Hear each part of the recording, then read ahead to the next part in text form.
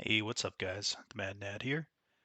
Just wanted to show you how to get the Mario Kart 64 one-try simulator working on your computer. So if you have Windows, this is going to be specifically for Windows. If you have any questions about Linux, then just let me know. But for Windows, go to the link in the description. I got it here, but it'll also be in the YouTube description. And then click on mk64 ots.py. This is the source. So this is the source code here. Um, for some reason, GitHub is really weird about downloading files. So I think the easiest thing to do is to copy the source code.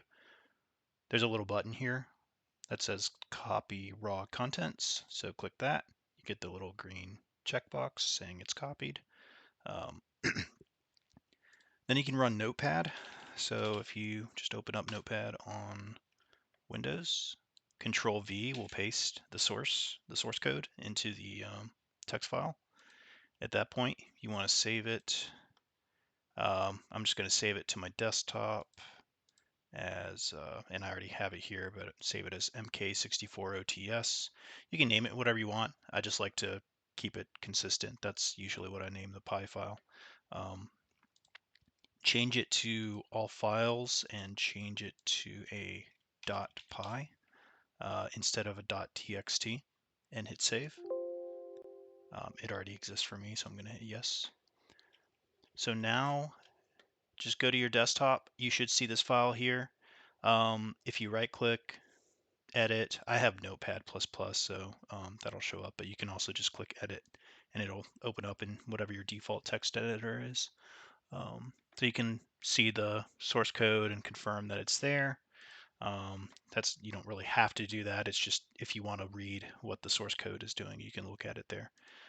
What I like to do to try to get Python working is hold Shift, then right click in the same area that the file is at, and then open a PowerShell window.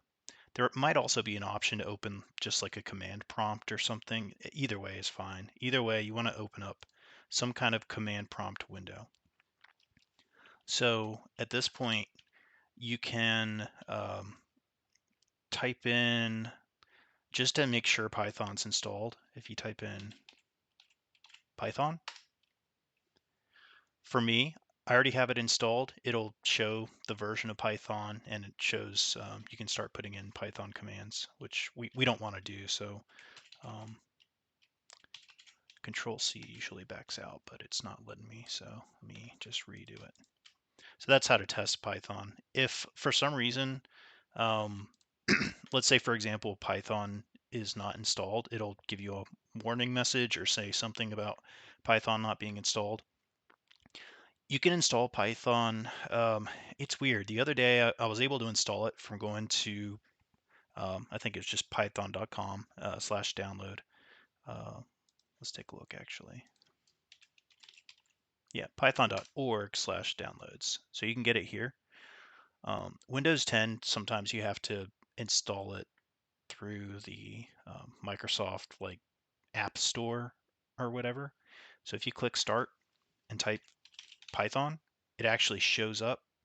Um, it shows up as an installed app for me, but if it's not installed, it'll show up as, like, if you click it, it'll open up the store, the App Store, and then you can install it there.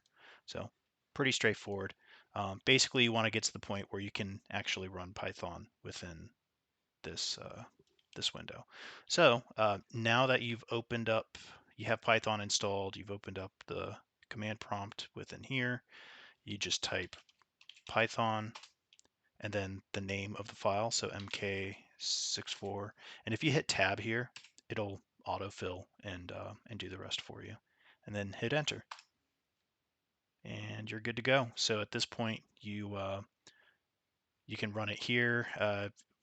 If you ever want to break out of the Python script at any point, I tried to add some sections where you can exit, but like if you're in the middle of a one try and you just want to break out of it, Control C is a good way to escape out. And then you can press up on the arrow to do the last command and run it again if you want to start from scratch. So hopefully that helps. If you have any questions at all, just reach out to me.